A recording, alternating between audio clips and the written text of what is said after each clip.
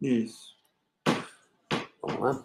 Bom, boa noite a todos. Vamos iniciar aqui a nossa mesa de otorrinopediatria, mas eu gostaria antes de contar alguns relatos do que está acontecendo na pandemia. Tecnicamente, não vai se ensinar nada de novo em termos de Covid. Então, o que a gente vai tentar relatar nessa mesa é uma disciplina que não parou de funcionar e continuou o atendimento e teve as grandes dificuldades de tentar enxergar e o que fazer diante de um inimigo oculto, pequeno e que pode estar arrasando.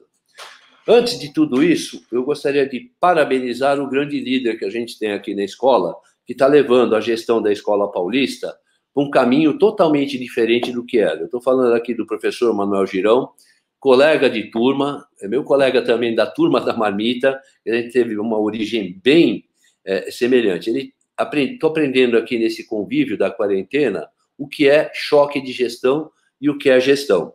Ao lado dele, como toda pessoa bem-sucedida, existe uma grande mulher. Aqui eu estou falando da doutora Cineida Girão, que em nenhum momento da pandemia ou da quarentena deixou de comparecer aqui no gabinete da diretoria para fazer trabalhos voluntários e tentar colocar o time da Escola Paulista, o time do Hospital São Paulo, em sintonia para poder dar o melhor atendimento para a nossa comunidade. Não devemos deixar de citar aqui o voluntariado, que foram um grupo de alunos que começaram bem precocemente, no dia 18 de março, correr atrás de dinheiro e de doações para a gente poder ter e suprir os nossos soldados no campo de batalha. Essa ideia surgiu com a Aécio, encampada pelo João Alessio, logo depois o Luso. A gente fez parte também desse movimento para tentar fornecer e arranjar todos os materiais disponíveis para que se tivesse um grande atendimento. Todos os funcionários aqui da diretoria, os funcionários da disciplina de otorrinopediatria, em nenhum momento deixaram de comparecer às unidades de trabalho por causa da pandemia. Sabia-se que estava correndo um risco, mas todos sabiam que tínhamos uma função importante e grande no combate à pandemia. Lembrar dos grupos de alunos que trabalharam no voluntariado, lembrar de todos os nossos residentes, R1, R2 da clínica, que de repente tiveram de abandonar aquilo que estavam aprendendo na residência para ficar trabalhando na UIR, nas UTIs de Covid. Os meus residentes da Otorrino, graças à chefia do Anivaldo Cervantes, foram colocados, como não tinham muita experiência, para ajudar a Nancy na coleta dos vírus, do material para fazer a PCR. Tá? Meus R2 e R3, além de tocarem com grande maestria o pronto-socorro de otorrino, ainda participaram da UIR, assim como todos os outros otorrinos. Tá? Dentro da casa da otorrinopediatria, a gente tinha um grande dilema, e o dilema que eu comecei a viver no primeiro dia que eu vi tudo vazio quando foi decretada a quarentena. Vou ficar de braço cruzado em casa? Seguindo o exemplo do nosso capitão Girão, eu também, grupo de risco como ele, falei, não vou ficar parado. Como é que eu vou falar para um residente trabalhar se eu estou aqui de braço cruzado? É muito fácil. Dentro da otorrinopediatria, então, pedi o máximo de cooperação e de apoio de todos os funcionários e residentes, e na medida do possível a gente não parou de atender. Por que a gente não parou de atender? Eu vou tentar colocar essa disposição, vou pedir para colocarem os slides, a apresentação, mas para a gente mostrar como é que a gente se preparou para enfrentar esse inimigo oculto. Já vimos nas palestras anteriores que o melhor jeito de combater o vírus é autoproteção. Então, você precisa estar sempre protegido, você precisa sempre estar preocupado em higiene, em EPI, tá? E você também precisa se preocupar com os pacientes que chegam, porque a otorrinopediatria, mesmo com o Covid, a criança não tem nada a ver tecnicamente com o Covid, não tem, porque ela não é o grupo de risco, mas ela é o grupo de portador assintomático, ela pode estar lá frequentando o nosso ambulatório, e ela precisa, por exemplo, trocar uma cânula de traqueostomia, ou, por exemplo, ela vai chegar no nosso pronto-socorro com um episódio de sangramento, aqui eu estou falando do nasmoangiofibroma juvenil, que durante essa crise tivemos de abordar, ou você atua, ou a pessoa morre de sangramento. E crianças que têm quadros aspirativos. Então, a gente procurou dar todo esse atendimento, me incomodava muito deixar de atender esses pacientes. Como é que eu iria me preparar para fazer toda essa estruturação. Então, a nossa casa, normalmente, isso daqui é o quintal, é um ambiente que fica aberto, tá? Então, eu tive de espaçar ao máximo, por segurança da criança, dos adultos que acompanham a criança e do time multiprofissional e multidisciplinar que atua na nossa casa, a gente procurou espaçar o máximo possível o atendimento dessas crianças. E janelas abertas. Se a gente não tem fluxo laminar com pressão negativa no centro cirúrgico, imagina nas nossas casas de ambulatório. Então, o jeito é ventilar, todo mundo protegido, álcool em grande quantidade e oferta e EPI em todo mundo. E a gente também tem recebimento na nossa casa, que é a frente da casa, de vários hospitais satélites que acabam encaminhando o paciente para a otorrinopediatria para a gente fazer uma avaliação de extubação difícil, um estridor, tá? Uma criança que está fazendo um quadro aspirativo, tá ok? Então, a gente continuou recebendo esse tipo de paciente no nosso ambiente. Aqui eu vou dar parabéns para a minha funcionária Néia e para o Daniel, porque todos os pacientes que estavam com consulta marcada, religamos um por um, fizemos o agendamento por telefone. Pacientes que tinham cirurgias eletivas marcadas eram cancelados. Pacientes que iam lá pegar papel para cirurgia eram cancelados. Pacientes com quadro gripal, tanto faz a criança ou adulto, também eram cancelados. Então, a gente recebeu na casa aqueles pacientes que precisavam de curativos e de cuidados, tá? Os pacientes que vinham de outros serviços, também a remoção, antes de chegar no nosso serviço, era feito um contato telefônico, ver se o paciente tinha algum quadro de Covid ou algum sintoma gripal antes de adentrar na nossa unidade. Os casos eletivos em marcação de cirurgia, como determinação da SPDM, foram adiados e levados para frente, porque não era o momento de atender, tá? E os pacientes que, mesmo com todo esse cuidado, chegavam com sintomas gripais, eram imediatamente encaminhados para o nosso pronto-socorro, tá? Então, volto aqui a citar que teve um grande empenho e uma grande dedicação de todos os funcionários e todos os médicos que trabalham lá no nosso serviço. A gente não pode cobrar se a gente não dá o exemplo. Então, todos os ambulatórios que eu tenho marcado, que são meu dia, eu não deixei de ir em nenhum. Porque eu acho que a primeira coisa que um chefe precisa dar é o exemplo. Aqui, novamente, à disposição. Aqui já estamos mais no fim da pandemia, tá? No fim da pandemia, não, me desculpe. Já estamos saindo da quarentena. Esse slide aqui, que eu tirei essas fotos aqui, foram tiradas há 2 semanas atrás. Então, o movimento continua, o movimento vai aumentar, e como foi abordado ontem na mesa de cirurgia, vai ter uma tendência grande de migração da saúde suplementar para o nosso sistema único de saúde. Então, a tendência é que também aumente os casos e os nossos pacientes no ambulatório, seja ele qual for, aqui no caso específico da otorrinopediatria, tá? As ambulâncias continuam chegando, as avaliações continuam chegando, e a gente procura agilizar e dinamizar o máximo o tratamento. O que a gente faz a partir do momento que o paciente entrou na recepção, lá no atendimento, tá?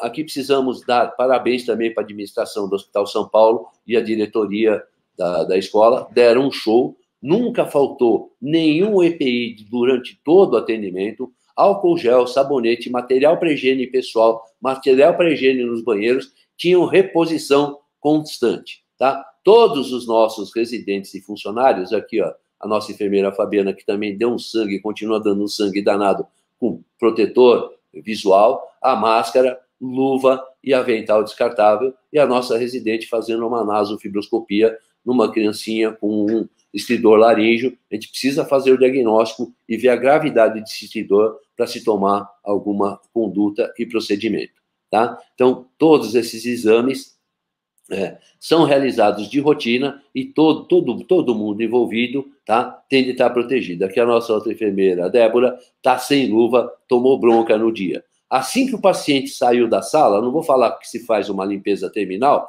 mas todas as cadeiras e móveis são higienizados com álcool. Infelizmente, durante a pandemia, tá, um de nossos computadores quebrou. Solicitei e fui imediatamente atendido, uma doação que partiu do Sérgio Tufik, para a diretoria da Escola Paulista nos forneceu um computador, então a gente continua realizando os exames e gravando todas as imagens, tá, para um acesso. Isso daí também está nas nuvens, tá? Sempre focando o cuidado, a proteção individual e o registro de todos os exames. E esse aqui é o tipo de paciente que a gente precisa acompanhar. Essa baixinha aqui tem artroglifose, tem traqueostomia. Essa traqueostomia normalmente é trocada de cada 2 meses, cada 3 meses. E se você deixar de fazer isso, eu vou mostrar mais para frente o que aconteceu durante a pandemia no nosso pronto-socorro, tá? Sempre com a preocupação de proteção individual de todo mundo, máscara, se vai fazer algum procedimento, óculos, face shield, tudo que é necessário para que ninguém da equipe fosse contaminado, tá ok? Aqui, após o exame, nossos baixinhos, que são atendidos, e aqui a realização, novamente, da nasofibroscopia, tá ok? A única que não está com óculos é a mãe do paciente, porque os dois têm um convívio social. Durante o atendimento, realizamos 40 trocas de cânulas de traqueostomia, 15 videoendoscopia da deglutição. Videoendoscopia da deglutição, para os que não são da área, a gente fornece um alimento pastoso, corado com azul de metileno ou anilina culinária, para a gente conseguir visibilizar todo o movimento do alimento, principalmente na hora e na laringofaringe, tá? Tivemos 80 atendimentos no nosso ambulatório e mais ou menos 20 cirurgias emergenciais desde março até aqui. Este é o nosso movimento quinzenal normalmente, mas durante a pandemia foi o que a gente conseguiu realizar e fazer com a população, tá?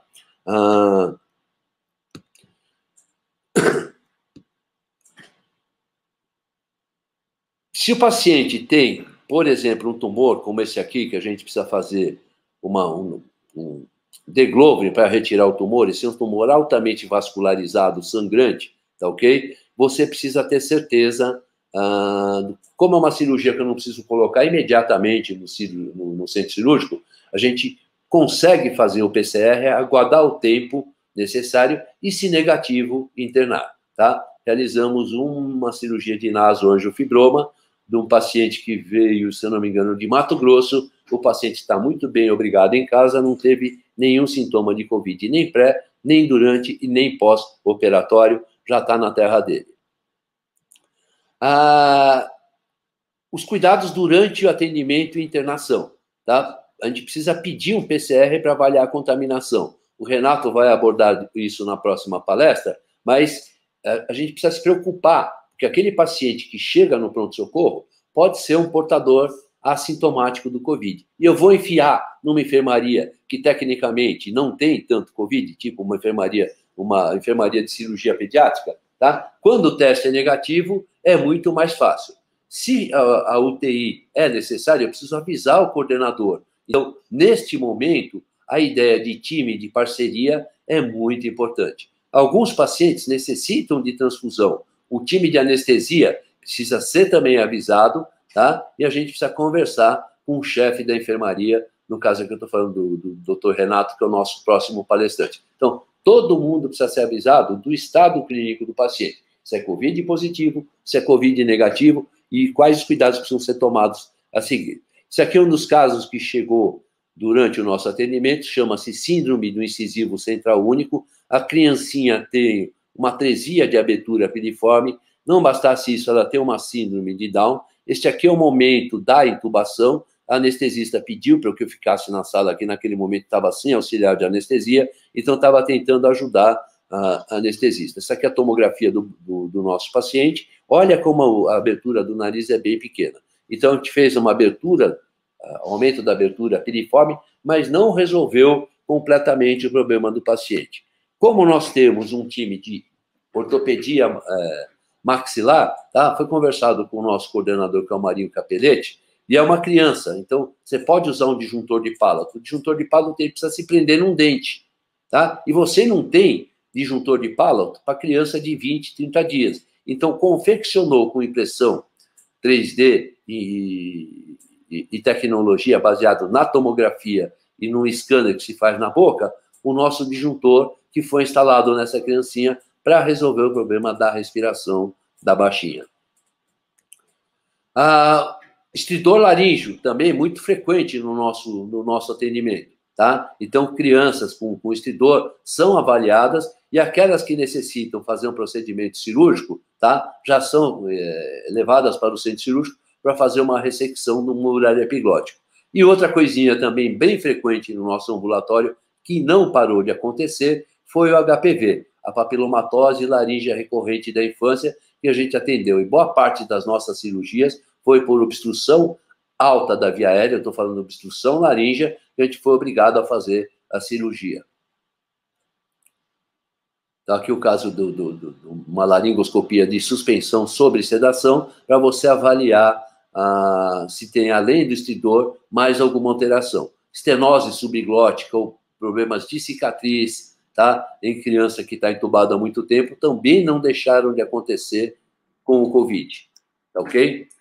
Aqui, casos de estenose laringotraqueal. Então, o importante nosso é diagnóstico precoce. A gente precisa continuar cuidando dos traqueostomizados. A troca de cânula é frequente. Isso aqui gera uma grande quantidade de spray. Então, toda vez que você troca a cânula, você limpa a sala, espera um tempo. Tá? Se pudesse fazer uma terminal, a gente faria, mas como tem muito paciente, a limpeza e a proteção individual é mais importante. Hoje à tarde, numa troca de cânula, tivemos uma parada cardiorrespiratória lá no nosso ambulatório, prontamente ressuscitada, foi para o hospital, o dos palestrantes acabou de descer do centro cirúrgico e está aqui com a gente para ministrar a aula. E lembrar que toda vez que você tem traqueostomia, você pode ter infecção no orifício, então a gente precisa acompanhar. Dentro do nosso atendimento também temos as crianças com paralisia cerebral, tá? As encefalopatias crônicas não hipertensivas, tá? Desses pacientes tem cialorreia, tem quadro de aspiração pulmonar constante, geralmente eles vêm da Cruz Verde, porque eles são institucionalizados, então a gente precisa fazer a videoendoscopia da deglutição e ver o quanto essa criança está aspirando ou não. E o quão mais precoce você intervir com a ligadura das glândulas salivares, com a aplicação de botox nas glândulas salivares, ou com uma separação laringotraqueal nos casos mais extremos, melhor para o pulmão do paciente, tá? Então, a gente não pode deixar de ter o time correto, tá? Também é necessário aqui um time multiprofissional, com a fonoaudióloga, a Renata trabalha com a gente, ela ajuda na ligação com a Maria Inês Rebelo para fazer os nossos videodeglutogramas, ela tem uma função importante na reabilitação, tá? Nós tentamos com o tratamento medicamentoso de diminuir a cialorreia, basicamente atropina, glicopirrolato, em alguns casos inibidores de mal, e realizamos também o botox nas glândulas salivares, quando está disponível. Nos casos extremos, ligadura do ducto parotídeo e submandibulectomia, que também aconteceu durante a pandemia, que os pacientes tinham um quadro aspirativo graves. Então, a gente não pode deixar o paciente com quadro aspirativo. Quer dizer, Covid está aí, mas as outras doenças continuam. E pode ser que esse paciente que está deitado na mesa também tenha o Covid, tá? E lembrar que mesmo numa separação laringotraqueal bonitinha, isso é um caso de uma infecção secundária, tá? Que se você não tratar direitinho, você não chega num resultado adequado. No pronto-socorro, as coisas continuavam acontecendo. Este é um caso que caiu na mão do Dr. Fernando Danelon, nosso plantonista do pronto-socorro. Chegou numa terça-feira de manhã, por um acaso eu estava levando EPI no pronto-socorro, o residente me chamou, Fugita, esse caso aqui, a criança tinha uma cânula de traqueostomia há 1 ano, nunca foi trocada, esta cânula de traqueostomia quebrou, veio parar no brônquio principal esquerdo, por sorte da criança, e por sorte da criança a cânula estava pequena para a traqueia dela, tá? E o orifício da traqueostomia fechando. Não bastasse isso, essa criança tem a síndrome de Beck-White-Wiedemann, ela tem uma macroglossia gigante, e se não tiver a cânula de traqueostomia, faz apneias acentuadas e severas. Então, o que foi feito? Uma broncoscopia, tá ok? A retirada do fragmento da cânula que desceu, que quebrou, e a criança foi recolocada uma nova cânula de traqueostomia. Agora, devidamente acompanhada. Daqui 2 meses, volta para o nosso ambulatório. Essa traqueostomia não foi feita no nosso serviço, mas por falta de atendimento nos outros serviços, acabou caindo aqui na otorrino pediatria. Então, com ou sem a pandemia, os casos continuam, tá? Apesar da criança não ser um grupo de risco, ela continua com as doenças e continua com as complicações das outras doenças, não só o Covid. Tá? Então, o mais importante, no nosso ver, é o cuidado com toda a equipe, o cuidado com todo o ambiente, garantir proteção individual, tá? Por enquanto, não tivemos nenhum funcionário ou residente ou médico comprometido ou acometido pelo Covid. É um trabalho multidisciplinar e multiprofissional, tá? As características de cada abordagem na enfermaria, na traqueostomia e na acesso à via aérea serão feitas com os próximos palestrantes. Só recordar aqui uma homenagem que eu sempre faço. Eu tenho uma grande responsabilidade que o fundador da nossa Otorrinopediatria é o professor Luque, o ex já falecido, tá? Professor Achille, no momento acometida de Covid, e o nosso professor homenageado emérito, agora nessa última sessão do Consul e na abertura do Congresso, o professor Paulo Augusto de Lima Pontes. Tudo isso é um time. Esse time eu aprendi no esporte. Isso aqui é a foto do handball, na comemoração dos 80 anos da Atlética, no qual a gente fez um jogo entre alunos e velhos, e o esporte ensina a gente a fazer o que é a equipe e mostrar o quão importante é a participação da equipe. Volto a agradecer aqui o doutor Arnaldo Colombo, da Comissão Científica, o professor Marcos Luso, que também foi um companheiro de esporte nessa luta e é um companheiro diário aqui nessa jornada contra o Covid. Tá? Muito obrigado a todos e boa noite. Vou apresentar agora o professor Renato. Ele é o nosso chefe da otorrino, da unidade da cirurgia pediátrica, ok? Ele está prontinho com a palestra dele. Vou deixar aberto o chat aqui para caso tenha alguma pergunta. Renato, a bola é sua. Eu sei que não é bola de tênis e você não está com uma raquete na mão, tá? Seja bem-vindo à mesa. No time você já está faz tempo. Tá queimadinho, né? Pegou sol hoje, né? Um abraço, Vitor. Obrigado.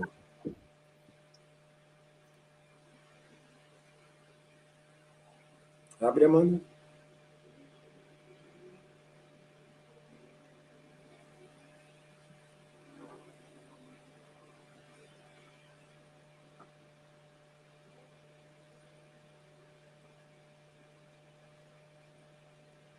Entrou?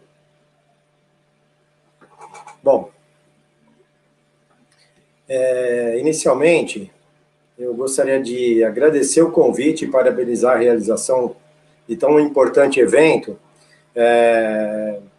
do presidente desse evento, o professor Manuel Girão, como o Fujita já falou, e eu vou também, parabenizar muito a comissão organizadora, e aí como o Fujita fez vários elogios, eu vou fazer um elogio para o Fujita dessa comissão organizadora, porque eu sei que também, sem ele, essas coisas aconteceriam, mas o Fujita tem grande força e é brilhante.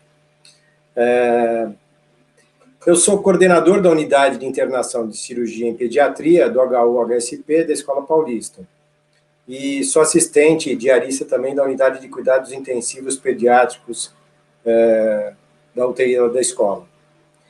Eu sei que o Covid, o Fujita já deu um apanhado bem legal, mas eu acho que, assim, eu vou falar algumas coisas, tentar desenhar um pouco para a gente se apoiar um pouco na ciência, naquelas condutas que a gente vem tomando.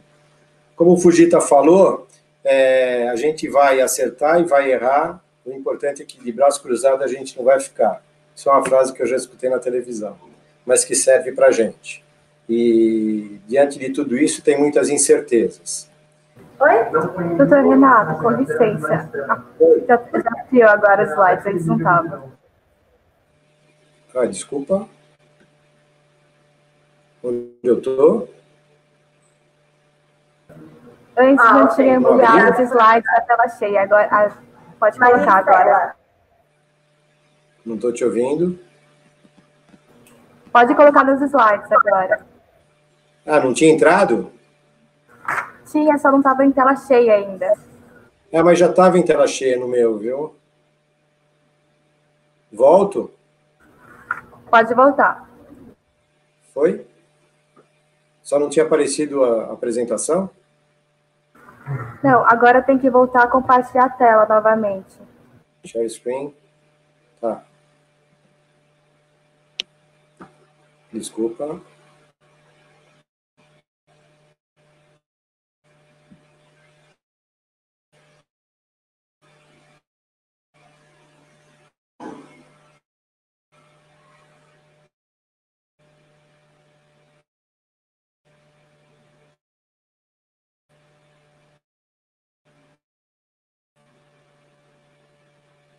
Ele entrou, não? Entrou. Agora estamos vendo a sua tela. Pode colocar nos slides.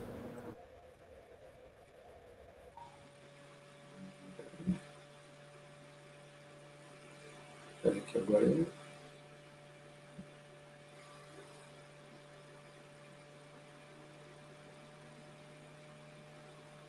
Espera que agora eu me perdi aqui.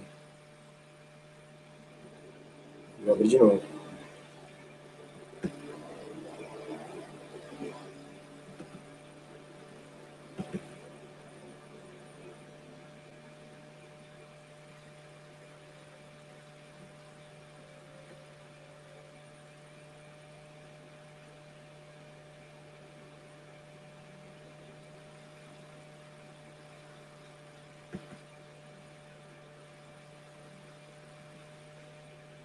Entrou?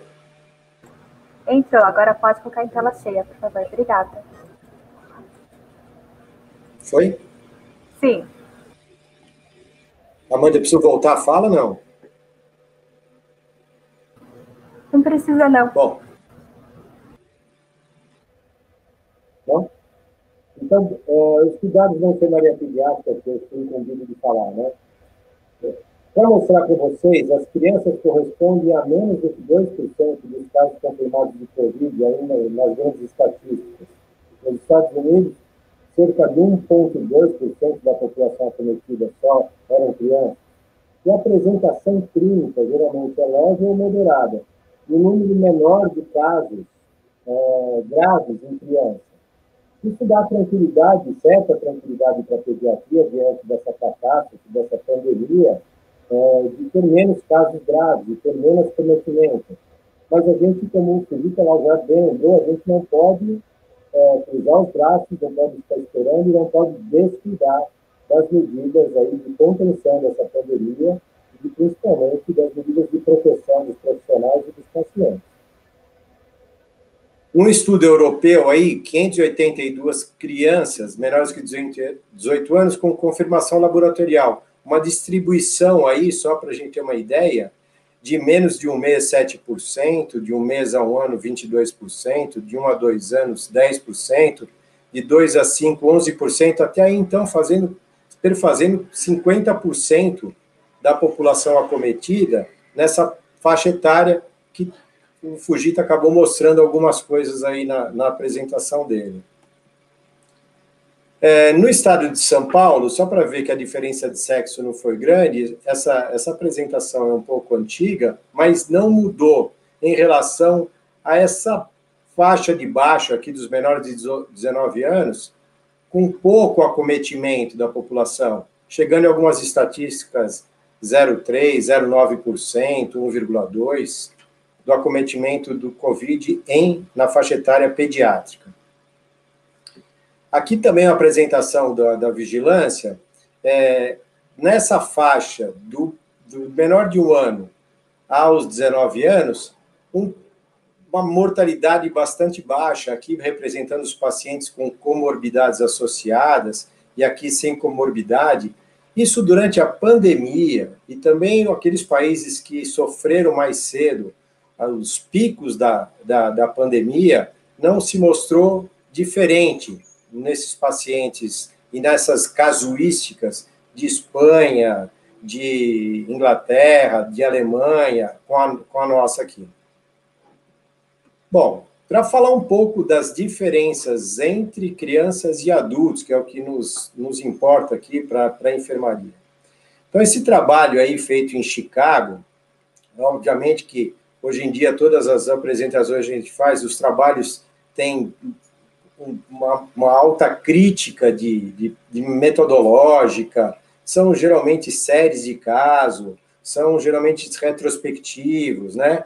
E publicados a toque de caixa para que a gente tenha informação. Então, todos os trabalhos precisam de muitas críticas, a gente interpretá-los e ler com muita consciência, né? As crianças são suscetíveis e apresentam sintomatologia leve e moderada. Isso a gente já praticamente sabe. Elas são importantes disseminadoras de infecção respiratória e do trato gastrointestinal? Que papel tem essa transmissão de infecção nas crianças? Foi incrível para nós, porque os primeiros relatos do início da pandemia não têm fortes evidências, porque também ocorreu o fechamento das escolas, as crianças se isolaram, então frustraram muitas das investigações e das casuísticas, né? Talvez agora com a reabertura das creches e escolas a gente tenha um panorama diferente, então é importante a gente conhecer o potencial da transmissão das crianças. Foi feita através de replicação na nasofaringe das crianças mais velhas e dos adultos, o RNA do vírus, né? E mostrou que nas crianças menores é significativamente maior. Então, numa corte que incluiu 145 pacientes com doença leve a moderada, foram divididos e comparados 3 grupos: crianças mais jovens, menores de 5 anos, de 5 a 17 anos, e os adultos, de 18 a 65 anos. E eles viram, através desse TC, que na verdade é uma amplificação do PCR após ciclos de processamento, que foi semelhante nas mais velhas e nos adultos, porém, foram encontrados esses valores significativamente mais baixos entre as crianças. O que significa isso, deles serem mais baixos? Esses valores mais baixos, mostrando aqui uma diferença significativa com relação às crianças maiores e adultos, significa maior carga viral. Então, uma preocupação. Será que as crianças vão transmitir mais, mesmo sendo assintomáticas? Essa é uma questão ainda que é de difícil análise. Em contrapartida a isso, uma outra diferença entre as crianças e os adultos foi a pesquisa da expressão gênica nasal da enzima conversora de angiotensina 2, a ECA2, que tem uma função importante aí como receptor, função desastrosa, né, como receptor do vírus e a penetração do vírus. E a investigação dessa expressão do gene em adultos e crianças mostrou algumas coisas. Foi classificada aí, levando em conta os estágios de desenvolvimento, as crianças menores que 10 anos, 10 a 17 anos, e os de 18 a 24, e os adultos maiores do que 25 anos. Nessa corte aí, que foi feita em Nova York, de 305 indivíduos entre 40 e 60 anos, foi equilibrado em relação a sexo, e com uma avaliação inicial que era feita para portadores de asma, né, 50% eram asmáticos, foi demonstrado um fator idade que era dependente na expressão do gene da ECA2 no epitélio nasal. Mostrando talvez por isso, por essa diferença estatística significante, principalmente aí entre os mais velhos e os mais novos, talvez as manifestações da doença ou a doença ser sempre leve ou moderada por não ter uma quantidade de expressão gênica da enzima conversora 2. Esses são 2 trabalhos que eu achei interessante para colocar, para a gente ver transmissibilidade e por que as crianças têm manifestações diferentes. Tudo que a gente fala hoje em dia em qualquer congresso, e hoje em dia é estranho ir num congresso e ficar estudando na noite anterior o que você deve falar ou procurando mais coisas. Mas, no momento, existem essas publicações. Em contrapartida a isso, uma outra publicação que foi feita em Genebra, na Suíça, pela Universidade de Genebra, a doutora Clara e o pessoal da infectologia pediátrica da universidade tentou avaliar um pouco a dinâmica da infecção dentro das famílias, uma vez que, para a gente receber os nossos pacientes, eles vêm acompanhados dos pais. E como é que é isso? Para a gente receber o paciente e correr menos risco, né? Primeiro que ela achou aí, numa casuística grande de 4.310 pacientes confirmados, ela achou aí 39 menores de 16 anos, mostrando aí 0,9% dessa população de Genebra acometida. E aí eu gostaria de frisar um pouco os sintomas, né? Tosse, febre, isso o otorrino vai encontrar direto nos pacientes dela, por isso que eu quis mostrar. E algumas coisas que se perguntam, e quanto menor for a criança, mais difícil. Por exemplo, anosmia. Por exemplo, digesia ou a falta de paladar, como é que você pergunta isso para a criança? Então, esses sintomas acabam desaparecendo um pouco das listas que aparecem mais nos adultos.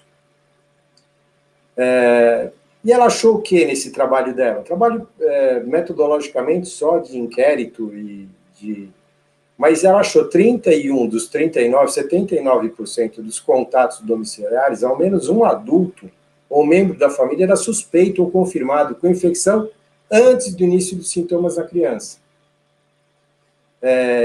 Mostrando um pouco dessa transmissão adulto para criança, ela quis correlacionar isso. E apenas 3%, 8%, contato domiciliar foi a criança que desenvolveu primeiro os sintomas. Isso deixa a gente muito em dúvida se esse contato das crianças e com a abertura das escolas realmente vai aumentar ou não. Nos outros países também não se mostrou um grande aumento disso. Nesse trabalho espanhol, que foi feito em Madrid, no Hospital La Paz também, foram estudados 58 casos de pacientes ambulatoriais e pacientes hospitalizados. Aqui, desculpa a qualidade da apresentação, mas eu queria mostrar também uma outra coisa que é diferente no adulto, que são as condições e as comorbidades, né? Você vê que aqui você vai encontrar imunodeficiência primária e secundária, doenças respiratórias principalmente, cardiovasculares, e sair um pouco do espectro do adulto, do diabetes, da hipertensão, né? Só para a gente também alertar com outras situações, né? Por exemplo, pós-transplante, paciente imunossuprimido por qualquer outra condição. Bom, como é que a gente vai testar? O Fujita falou um pouco disso aí, né? Para mostrar, para a gente comparar um pouco os testes. A testagem qualitativa, que é a reação de cadeia de polimerase, que vai aí avaliar o alvo da pesquisa, o RNA, os outros métodos sorológicos vão avaliar IgA, IgG, IgM, IgG, IgM, IgG também no teste rápido. Mas o que eu queria chamar a atenção, e já acho que foi exaustivamente falado, talvez em outras palestras, é que esse resultado é em até 2 dias. Então, é útil para a gente testar, diante de um paciente que entra na emergência, como é que a gente vai fazer isso? Eu não tenho todas as respostas, vou tentar esclarecer algumas. Além disso, a sensibilidade desses exames ela é muito boa. E a especificidade, por exemplo, da qualitativa é de 100%. É considerado o padrão ouro, certo? Mas vamos observar algumas coisas, por isso que eu coloquei quando, a sensibilidade, por exemplo, de secreção traqueal, um pico no 11º dia. A recomendação de você aguardar o terceiro ou quarto dia para coletar o primeiro teste. Algumas amostras aqui para mostrar uma boa sensibilidade, colhidas 12 dias após o início dos sintomas, o que para nós fica um pouco inviável, e por isso que todos os testes acabam caindo nessa questão do tempo, né? E a questão também do passaporte de alguém que já teve Covid, de não transmitir mais ou não ter a doença novamente, que é uma questão ainda que precisa de muita elucidação para a gente confiar nisso. Bom, então a gente vai ficar na suspeita. E quando é que a gente vai suspeitar, né? Primeiramente, monitorar os casos suspeitos e confirmados dentro do nosso serviço de saúde. Qual o objetivo desse monitoramento? Identificar casos suspeitos, confirmados entre pacientes. Aqui, a pediatria vai entrar fortemente, porque os acompanhantes são os pais. A gente não tem muito mais visitante, mas também os profissionais do serviço. Todo mundo deve ser monitorado frequentemente. E quem deve ser monitorizado? Os pacientes que chegaram ao serviço com suspeita ou confirmação de Covid. Isso é ótimo, logicamente. Mas os pacientes internados que passaram a ser considerados suspeitos ou confirmados durante a internação. Frequentemente, a gente tem algum pós-operatório, a criança desenvolver febre, desenvolver queda de saturação, desenvolver coriza, aumento de secreção, secreção pulmonar, e a gente vai ficar sempre monitorando esses pacientes. Todos os profissionais do serviço de saúde e pacientes que entrarem em contato com outros suspeitos, ou seja, o que o Fujita também comentou, a gente tem enfermarias gerais, sem pressão negativa, sem o isolamento adequado. E o acompanhamento, os acompanhantes, né, no caso, os pais e visitantes de pacientes no serviço de saúde. Então, tudo isso você precisa ser visto. Para quê? Para a gente proteger um pouco o serviço, no sentido de ter situações de risco de transmissão. E envolve tudo isso aqui, essas situações. De paciente, acompanhante ou visitante para outros pacientes. No caso de não monitorar os pacientes, de caso não isolar adequadamente, de caso de não usar equipamento apropriado, tanto o pessoal do serviço médico como os acompanhantes. De pacientes acompanhantes e visitantes para profissionais do serviço de saúde. Alguns locais mostram que esses profissionais aqui, alguns trabalhos na Espanha, mostram até 30% de acometimento dos profissionais do serviço de saúde, de contaminação. Dos profissionais que devem ser monitorados, afastados quando necessário, para que não transmita para acompanhante, visitante ou outros pacientes. E também isso que a gente observou no hospital em algumas áreas, residentes, né, a transmissão do profissional do serviço de saúde para outro profissional do serviço de saúde, principalmente quando a gente acaba tendo um desleixo, tendo por excesso de cansaço, por estresse, por pânico, mas em alguns momentos a gente deixa de se proteger e contamina os colegas, outros profissionais da área de saúde. Bom, vendo tudo isso daí, o que a gente precisa desenvolver? Alguns protocolos, alguns procedimentos, alguns processos muito bem detalhados para que a gente evite isso. E de que maneira a gente pode evitar? Fazendo, então, recomendações de controle e prevenção de infecção. Eu peguei esse artigo aqui, que foi publicado lá na China, que não deixa de ser interessante, apesar de ser uma enfermaria ortopédica, mas me interessou de ler para ver o que eles raciocinaram, e o que a gente já raciocina isso lá na escola há alguns meses, né? Primeiro, foi tentar categorizar os pacientes. Então, através de medidas de temperatura e através de um inquérito epidemiológico muito bem feito, seja nas enfermarias, seja já pelo pediatra, pelo cirurgião, pelo anestesista, para categorizar. Aqui eu só peguei parte do que eles fizeram, porque o resto é ortopédico, mas daquele paciente de rotina, sem história e sem sintomas. Para um paciente de risco, tem história epidemiológica de contato nos últimos 14 dias, mas não tem sintoma, que talvez seja a grande parte dos nossos pacientes. E para o paciente suspeito, ele tem história epidemiológica e sintoma. Extrapolando isso tudo, esses pacientes aqui com sintomas, óbvio, vão para uma enfermaria própria, uma enfermaria onde tem suspeitos e confirmados, mas uma enfermaria de isolamento, diferente um pouco da nossa. Mas a gente vem trabalhando nisso.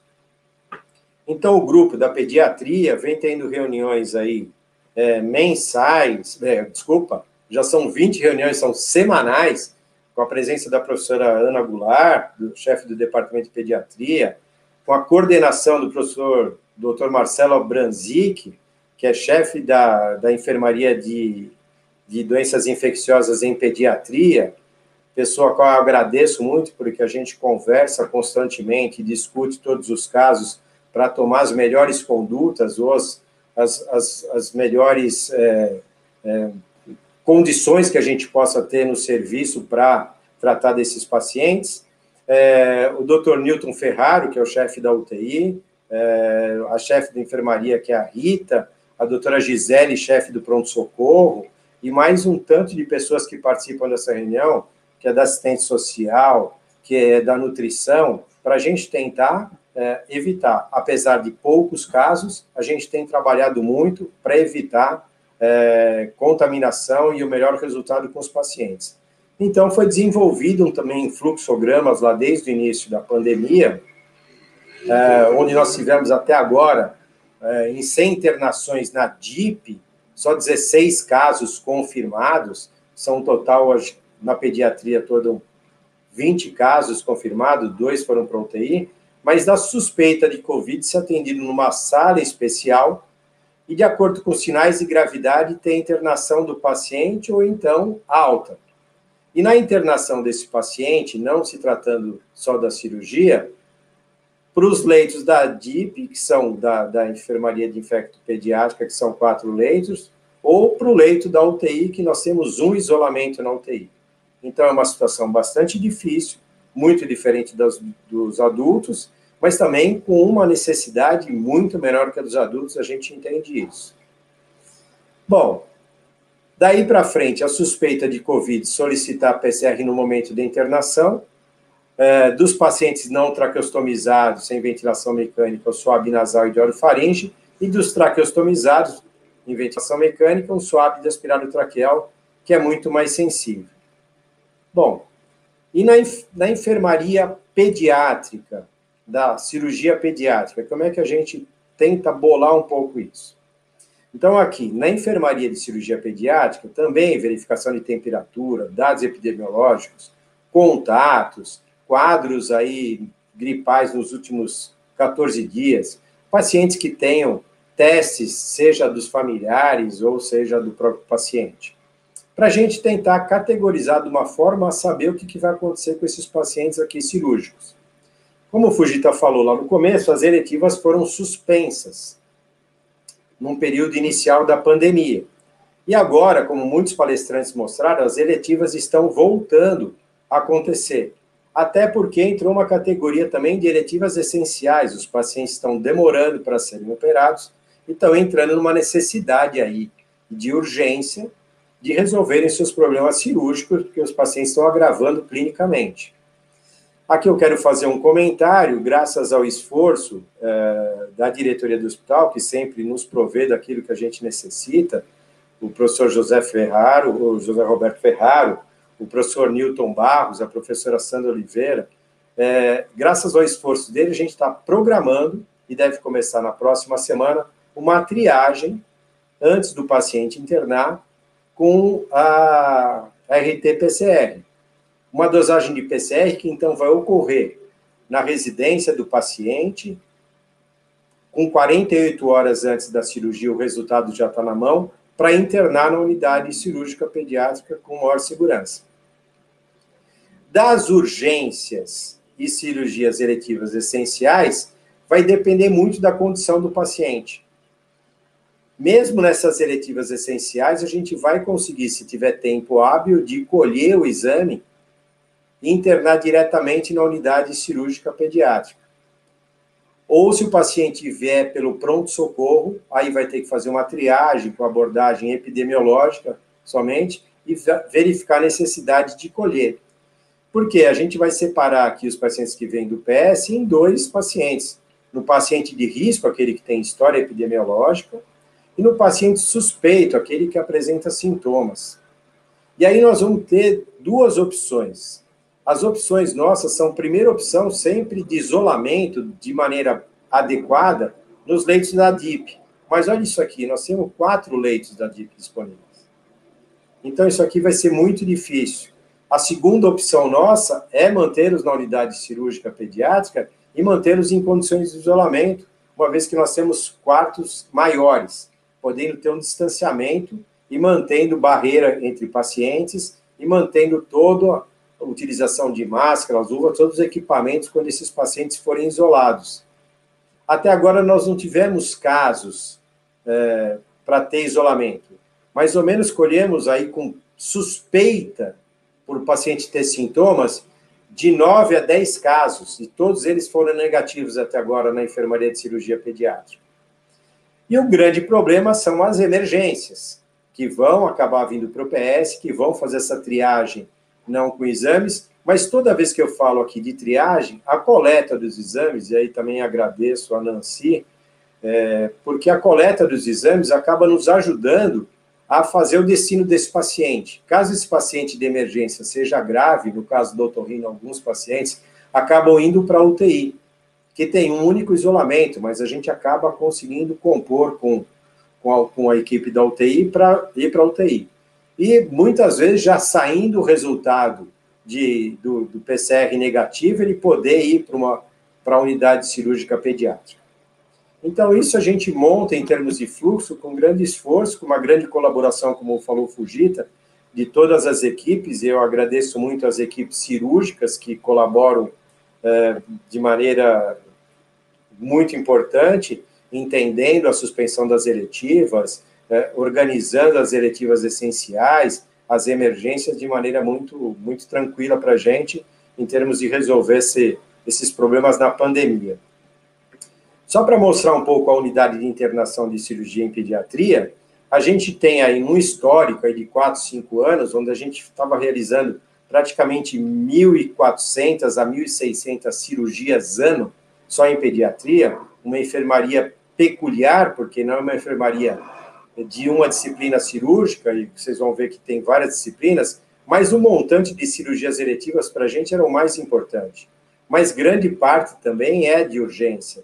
E outras vindo do PS de adulto, da UTI pediátrica, da UTI de adulto, de outro hospital e de outras unidades. A equipe cirúrgica, de modo geral, não só médica, está muito bem preparada para fazer esses inquéritos, diagnosticar, se preocupar com isso e promover todas as medidas de isolamento e de controle da pandemia dentro da unidade. Só para mostrar para vocês, a faixa etária aqui, sempre abaixo dos 5 anos, é um grande contingente do nosso atendimento, né? Mostrando talvez até uma dificuldade maior.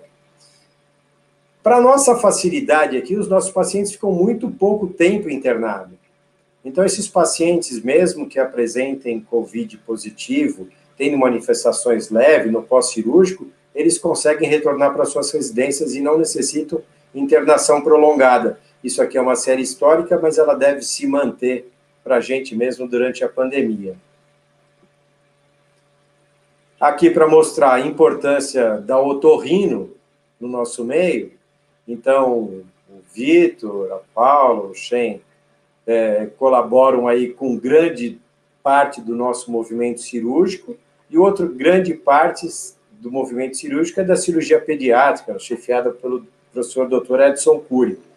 E eu sempre tenho a máxima colaboração dessas grandes equipes cirúrgicas que estão na unidade, mas eu tenho sempre a colaboração incondicional de todas as equipes cirúrgicas, todos os departamentos e disciplinas que acabam utilizando a nossa unidade.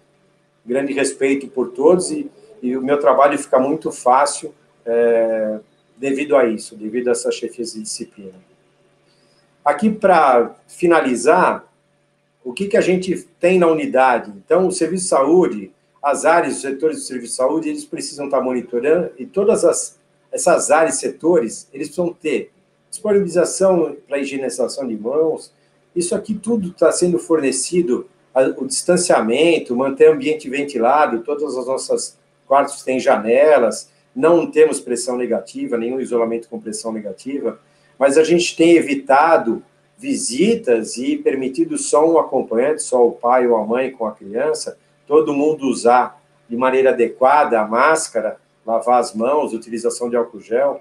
A equipe de pediatria, já nessas reuniões do departamento, se preocupou com essa contaminação que pode ocorrer do movimento dos familiares, dos pais, em refeitórios. Então, foi combinado com a nutrição desde o início que nessas enfermarias que precisassem de isolamento, as refeições seriam servidas sem ter que fazer o movimento dos pais e mães das crianças até o refeitório. Então, a colaboração da nutrição foi essencial para a gente conseguir controlar um pouco isso, né? As áreas de repouso, de convivência, sempre estão bem equipadas e, por enquanto, graças à diretoria do hospital, não está faltando os insumos para que isso seja mantido, né? Posto de enfermagem, as áreas de prescrição e de assistência, é incrível como essa pandemia trouxe uma coisa para a gente que ficou muito diferente, né? Era um momento de convívio das pessoas um pouco, num descanso de plantão, numa troca de plantão, a gente tomar um café junto, ou poder compartilhar alguma coisa, e hoje em dia isso daí está sendo bloqueado, e a gente está tomando o máximo de cuidado para que não ocorra nada de aglomeração dos profissionais de saúde, para que não haja contaminação ou aquela transmissão entre os profissionais. É de maneira desagradável que isso ocorre para a gente, que está acostumado a conviver durante anos, mas é uma obrigação que a gente tem agora.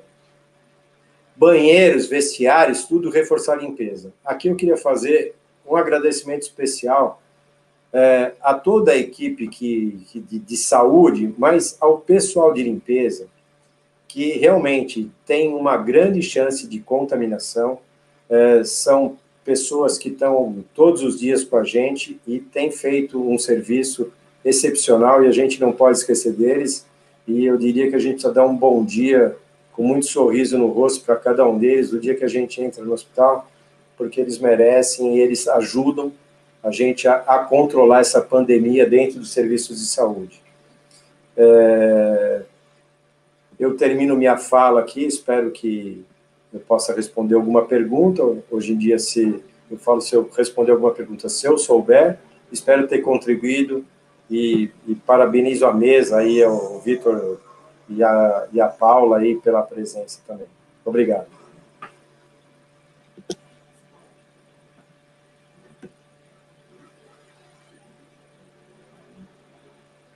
Bom, parabéns, Renato. Excelente apresentação e mostrou o dilema que você vive lá na enfermaria de pediatria. Tá? Nós vamos aguardar aqui. Podem fazer as perguntas pelo chat. Eu vou pedir agora para a doutora Paula Angélica Lorenzon, que é uma das nossas fiéis escudeiras. Durante toda a pandemia, ela trabalhou no pronto-socorro como chefe de plantão, não deixou de faltar um dia no ambulatório de segunda-feira, que ela realiza de quinta-feira de manhã. E, com tudo isso, ainda ela tem duas tias idosas e uma criança pequena e conseguiu ficar afastado delas para poder exercer o trabalho. Então, já agradeço aqui em público toda a sua dedicação, Paula, e vou pedir para você falar para a gente sobre a abordagem da via aérea na criança, tá? Por exemplo, como daqueles casos que eu mostrei, que é papiloma ou uma laringoscopia de suspensão. Seja bem-vinda, Paulinha.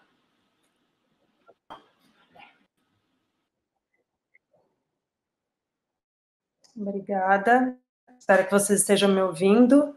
Só para checar se a tela está compartilhando.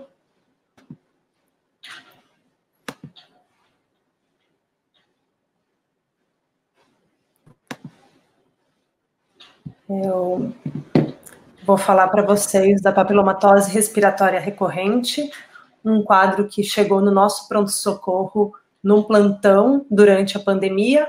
E só para lembrar que a papilomatose respiratória recorrente é um quadro causado pelo HPV, principalmente subtipos 6 e 11, e que o acometimento principalmente é na laringe. Então, ela é a principal causa de neoplasia benigna da laringe. É a segunda causa de disfonia na infância, perdendo só para os nódulos, e a maioria dos pacientes tem menos de 15 anos. A forma juvenil é aquela que chega no ambulatório da otorrinopediatria. São 1,5 a 2,5 casos a cada 100 mil crianças. A idade diagnóstica geralmente é 3 anos, mas ela já tinha um choro rouco desde o nascimento, igual entre meninos e meninas, e a maioria acomete o epitélio das pregas vocais. Quando é só nas pregas vocais, a gente vai tratando, às vezes a gente consegue controlar e no final a criança entra na adolescência e não tem mais queixa. Mas tem formas extremamente agressivas que podem se disseminar para outros locais da via aérea, e a nossa tentativa principal é evitar a traqueostomia. Então, chega a criança rouca, desde o nascimento, que evolui com um quadro de estridor, e quando chega em desconforto respiratório, ele acaba chegando no nosso pronto-socorro, que é um pronto-socorro porta aberta. O objetivo do tratamento é manter a via aérea pérvia, e as urgências continuaram chegando mesmo em vigência da pandemia. Melhorar a qualidade da voz também e prevenir as complicações que no caso da papilomatose sempre piora com a presença da traqueostomia. A gente está dando preferência para pinças frias, microtesouras, saca-bocados, para evitar a disseminação, tanto de papiloma, mas principalmente da possibilidade de COVID no ambiente. Tem um pouco mais de sangramento, mas tem mais segurança para a equipe. As terapias adjuvantes, elas não entram na emergência, né? Na emergência a gente faz o tratamento cirúrgico para perviedade da via respiratória, e a vacina quadrivalente ainda não demonstrou efeito na redução da incidência da papilomatose. Para quem não é da otorrino, eu vou apresentar o caso da Rosinha. Para os residentes dos últimos 9 anos do otorrino, a Rosa Maria chega sempre no pronto-socorro com queixa de falta de ar, e dessa vez não foi diferente. Dia 2 de junho ela falou que vinha, a mãe falou que ela vinha piorando nos últimos 2 semanas, e ela estava bem pior no dia de chegada, veio pelo pronto-socorro da pediatria, e a residente trouxe para o nosso pronto-socorro uma criança que não tinha febre, não tinha tosse, não tinha coriza, não tinha sintomas gripais ou gastrointestinais, familiares assintomáticos, mas que tinha um estridor respiratório. E, para lembrar, a Rosinha já teve 34 cirurgias para a remoção de papilomatose laríngea recorrente, e a última foi em 17 de março, bem no início da pandemia.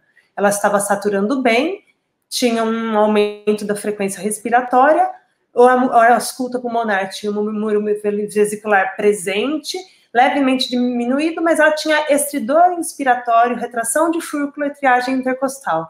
Quando chegaram e falaram, tem uma criança com papilomatose, menina de 9 anos, a gente já sabia que era a Rosinha. Então, a gente fez o exame endoscópico otorrino. Por quê? Porque ele era estritamente necessário para o diagnóstico desse desconforto respiratório. A nossa sala de exame estava bem ventilada, a gente usou anestésico tópico sem spray para evitar que ela tossisse, e a gente fez com telelaringoscópio e o sistema de vídeo com maior distância para que não contaminasse a equipe. Só entrou a mãe com ela na sala, a gente usou hipoclorito e o álcool que a Duda sempre deixava no PS para a gente, e os 2 residentes estavam com EPI, N95, face shield, avental de manga longa e luvas. Essa daqui era a área respiratória da laringe da Rosa. Esse daqui é o que a gente espera numa criança. Aqui tem nódulo vocal, não é o caso dela, mas é a área que a gente espera numa criança na laringoscopia. E aqui é a laringoscopia da Rosa na unidade de emergência do pronto-socorro de otorrino na verdade foi no dia 1 de junho, à noite. E ela chegou depois de se alimentar. Então chega a Rosinha no nosso PS, chorando rouco, dispneica, e com essa laringoscopia aqui, com essa via respiratória restrita, com desconforto respiratório, estridor inspiratório. Diagnóstico a gente já tinha, inclusive com anátomo patológico, a gente tinha uma laringoscopia que mostrava papiloma em março, e agora a gente tinha um aumento dessas lesões, ela já tinha uma trave fibrótica interaritenoide de ressecção prévia, com a motilidade laríngea conservada, e o diagnóstico que foi de uma papilomatose laríngea com desconforto respiratório foi optado por internação e cirurgia de urgência imediata, não de urgência em 24 a 48 horas. Por isso que para a Rosa a gente não coletou PCR. A gente só esperou dar o jejum, pegamos um acesso venoso na enfermaria do PS da pediatria e fomos para o centro cirúrgico assim que venceu o tempo do jejum.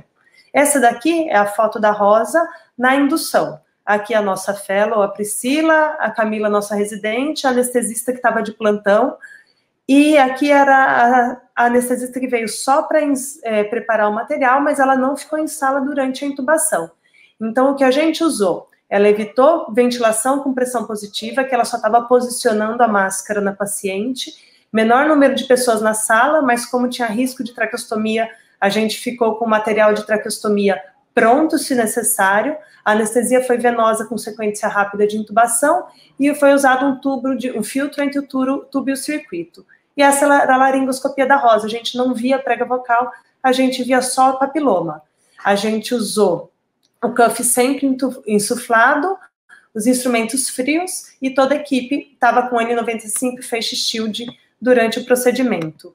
Esse daqui foi o resultado da cirurgia, da ressecção dos papilomas da laringe da Rosa, aspirador, pinça, sacabocado, e aqui a gente consegue ver a luz da laringe no pós-operatório imediato, o tubo e o cuff. o cuff estava um pouquinho solto, mas foi o que a gente conseguiu passar no momento da intubação. A gente não trocou o cuff durante a cirurgia, e a gente terminou essa cirurgia e encaminhou a paciente para a recuperação da anestesia, era já 4 ou 5 da manhã, e em seguida para a enfermaria da cirurgia pediátrica.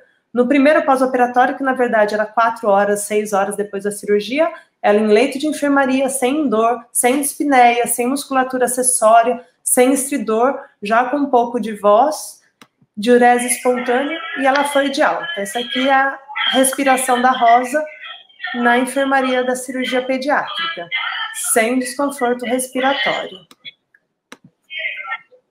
No 7º dia pós-operatório, a Rosa já estava no nosso ambulatório, sempre vestida de cor-de-rosa, e a laringoscopia dela tinha resíduo de papiloma na região das aritenoides, que a gente não tirou o tubo, mas não tinha mais comprometimento da via respiratória.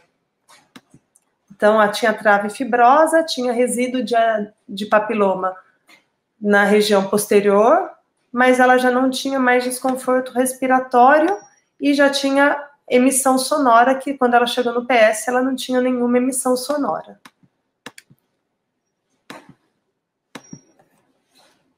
Aqui é um outro caso que veio não na época de pandemia, mas também na madrugada de 1º de maio de 2015. Então, essas crianças chegam no inverno, mas eles já são portadores de papilomatose recidivante, e a gente já conhece, aqui é o Juan, para quem se lembra, isso aqui foi antes da traqueostomia dele, ele evoluiu com traqueostomia, e aqui foi o aspecto pós-operatório do Juan, que também saiu de um quadro de emergência e foi para a enfermaria de cirurgia pediátrica. Coisas que a gente tem que lembrar em época de pandemia é que deve-se considerar o exame endoscópico quando ele é essencial para o diagnóstico, quando ele favorece a agilidade no tratamento correto e a alta do paciente mais precoce.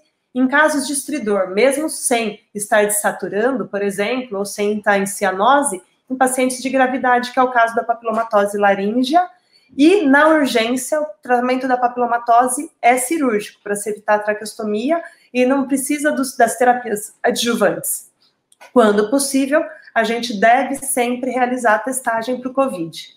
Eu agradeço à comissão organizadora, ao professor Fujita, ao PS e à enfermaria da cirurgia pediátrica, da cirurgia em pediatria, principalmente na figura do professor Renato, a equipe de anestesia e o centro cirúrgico. E só para lembrar que o PS de otorrino funcionou toda essa pandemia, comigo estava o Vicentinho e a Camila nessa cirurgia da Rosa às 3, 4 da manhã, o Irã e a Laila que apresentaram os casos, que prepararam para a reunião, e a Priscila, que era a fellow que estava com a gente lá durante a madrugada.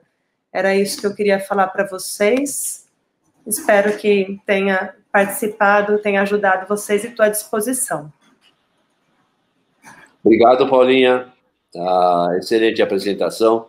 Tem uma pergunta aqui no chat, eu vou deixar para o fim, tá, Júlia? Se puder permitir, que a gente vai tocar todas as aulas, depois eu faço a pergunta. Agora eu vou pedir para o nosso fiel major, que eu já não chamo mais de soldado, o Vitor Guochen, que é quem acaba resolvendo todas as encrencas lá dentro do centro cirúrgico ou nas UTIs. Eu queria fazer um agradecimento aqui ao chefe do Departamento de Otorrino, que é o Dr. Anivaldo Cervantes, e o Dr. Márcio Abrão, porque eles conseguiram montar um time que você sempre tem alguém do setor responsável dentro do pronto-socorro e você tem um sistema de chamada, eu chamava no meu tempo de BIP, porque BIP é coisa de antigos, né, mas hoje você liga no celular, que é o responsável pelo plantão, então você pode acessar qualquer equipe de odontologia, equipe da pediatria, equipe da cabeça e pescoço, equipe da rinologia, para essas emergências. Tá? Então, o Vitor Shen vai tentar abordar para a gente quais os cuidados que ele tem de tomar nesses tempos de pandemia, na hora de se realizar uma traqueostomia, coisa que a gente continuou fazendo na pandemia, porque continuou tendo paciente com dificuldade de extubação, paciente com estenose aguda de via aérea, ou, como eu mostrei para vocês, paciente com quadros aspirativos importantes. A bola é sua, Sheik. Bom, primeiramente, boa noite. Agradecer ao professor Fujita pelo convite, toda a comissão organizadora. É um grande prazer aí participar de uma mesa com o professor Fujita, o professor Renato, a doutora Paula, e espero conseguir prender um pouco da atenção de vocês aí numa sexta-noite. Acho que todo mundo está meio cansado, mas vamos lá, vou começar aqui a nossa apresentação aqui. Para mim ficou incluído o tema da traqueostomia na criança e principalmente em tempos de Covid-19. Aproveito só para fazer um pequeno merchan da nossa equipe de otorrinopediatria, disciplina de otorrinopediatria, todo mundo, os docentes, os técnicos administrativos, os professores afiliados, nossas fellows.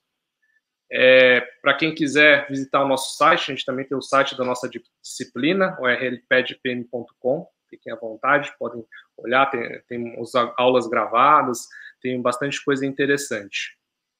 Só para falar um pouquinho da nossa área de abrangência, isso aqui eu peguei no próprio site do Hospital São Paulo, a gente fica responsável por uma área referenciada de toda a Zona Sul, parte do ABC, praticamente, acho que atualizando hoje em dia, mais de 6 milhões de habitantes que acabam sendo referenciados para a área de abrangência do Hospital São Paulo. Tá? Essa é a foto da nossa casinha ali, na Coronel Lisboa 856. Declaro que não tenho nenhum tipo de conflito de interesse, por algum motivo vou mostrar algumas marcas, alguma coisa assim de nomes comerciais, mas não tenho nenhum conflito de interesse com empresas farmacêuticas ou de materiais. E aí, para falar um pouco da traqueostomia, né, a gente tem que traqueotomia seria um corte na traqueia e a traqueostomia, que é a presença do estômago, a presença do buraco, né, a abertura na traqueia, mas que hoje em dia é utilizado tão corriqueiramente que a gente acaba usando o termo traqueostomia para a própria cirurgia, para a abertura do corte na traqueia. Tá? Então, só para deixar isso. Um pouquinho da introdução, a traqueostomia é um procedimento, um dos mais antigos já realizados, né? Ele foi pela primeira vez realizado lá no Egito, há mais de 3.000 anos antes de Cristo. Tá? Também tem alguns achados de escritos chineses e hindus que corroboram para a realização desse tipo de procedimento. Albucasis, lá no século XI, realizou uma traqueostomia em uma serva dele que tinha tentado realizar uma tentativa de suicídio, cortando a garganta. E lá, pelos meados de 1546, Brasilova que descreveu o primeiro procedimento bem sucedido. Ou seja, a traqueostomia já é realizada há muito tempo, né? E agora a gente já tem uma grande segurança nesse tipo de procedimento. Só para trazer um breve histórico, né? E a traqueostomia na criança? Então, vou mostrar aqui para vocês, para fazer uma breve introdução. Primeiramente, a gente tem que entender quais as principais indicações para a traqueostomia na criança. Então, o que vai levar a gente a indicar esse procedimento cirúrgico, tá? Então, basicamente, a traqueostomia na criança, ela tem 3 grandes indicações, tá? Primeiramente, é a obstrução da via aérea, então ela pode ser ocasionada por estenoses laringotraqueais, paralisias de pregas vocais bilaterais, apneias obstrutivas, apneias graves, né, obstrutivas por alguma obstrução na região da oro ou nasofaringe, traqueomalácias e fendas laringotraqueais. Ela também pode ser utilizada por suporte ventilatório. Então, pacientes que têm um quadro de uma síndrome de desconforto respiratório ou alguma alteração do sistema nervoso central ou doenças neuromusculares que precisam fazer uso do ventilador mecânico também se beneficiam quando tem a presença da traqueostomia, porque isso facilita com que esse paciente saia de uma internação, de uma hospitalização e possa ir para casa com home care utilizando o ventilador mecânico e a traqueostomia, ele não precisa ficar entubado. E também para os pacientes que necessitam da traqueostomia para o toalete pulmonar, seja por uma incoordenação faringolaríngea, principalmente nesses pacientes neuropatas, ou fendas e fístulas laringotraqueais. Tá? E aí eu vou falar um pouquinho mais dessas obstruções da via aérea, para a gente entender como que funciona a traqueostomia. A traqueostomia é como se fosse um atalho para a gente conseguir respirar, para a gente conseguir fazer as trocas gasosas, tá? Então vamos lá falar um pouco mais dessas obstruções da via aérea. Então eu vou mostrar aqui que a avaliação da laringe a gente pode fazer através da nasofibrolaringoscopia, a gente passa a fibra aqui pelo nariz e vai olhar lá na região da garganta, da laringe. E aqui a gente vai ver a diferença de uma laringe de adulto com a laringe da criança. E a gente tem basicamente o quê? Que na laringe do adulto, a porção respiratória, que é essa porção aqui em azul, ela tem representa muito menos, né, da luz glótica do que a porção respiratória na criança. Então, qualquer quadro inflamatório, infeccioso, vai trazer uma sintomatologia muito mais grave na criança, né? E aí eu vou mostrar para vocês aqui uma nasofibrolaringoscopia normal. Isso daqui é uma criança lá do ambulatório, 4 meses. Vocês conseguem ver que a prega vocal abre normal, ela tem uma mobilidade normal, as cartilagens estão no seu formato normal, não tem nenhuma redundância de mucosa, não tem nada de alterado. Isso é uma nasofibroscopia normal. Vou colocar aqui de novo para vocês darem uma olhada. Então, vocês conseguem ver que a prega vocal está abrindo normal, a gente consegue ver a luz glótica, a gente vê que não tem nada obstruindo para baixo das pregas vocais, tá legal? E aí eu vou começar a mostrar alguns quadros de obstrução de via aérea que justificam a realização da traqueostomia. Um deles é a paralisia de pregas vocais, e principalmente a paralisia bilateral. Porque a paralisia unilateral, na grande maioria das vezes, é assintomática, ou ela pode cursar com algum quadro de disfonia. Já as paralisias de prega vocal bilaterais, elas podem causar ou aspiração de conteúdo, porque você não vai ter o fechamento, né, das pregas vocais, ou você não vai conseguir respirar direito. Então, aqui um exemplo de paralisia bilateral, né? Então, lembrando daquele vídeo que a gente viu antes, que estava tudo abrindo bonitinho, a gente conseguia ver o espaço de onde passava o ar. Nesse caso, a gente não consegue ver, não abre direito. E aí a traqueostomia é um dos tratamentos, principalmente se a criança tiver algum desconforto respiratório importante. Outra doença que pode levar à indicação da realização da traqueostomia são os quadros de estenoses subglóticas. E aí essas estenoses subglóticas, elas podem ser congênitas, né, já aparecem desde o nascimento, ou adquiridas por quadros de intubação prolongada, falhas de intubação com várias tentativas de intubação, que você pode lesionar aquela região da subglote, levando ao aparecimento dessa estenose subglótica adquirida. Aqui só para lembrar, né, para o pessoal da otorrino aí que acompanha aquela classificação de Cotton-Mayer, que a gente vai ver os graus de obstrução. Então a gente está pensando na área de toda a parte subglótica e traqueia, né, e a gente vai vendo que isso daqui vai diminuindo. No grau 4 não tem nenhuma passagem. Então, vou colocar aqui também só um exemplo para vocês conseguirem visibilizar melhor.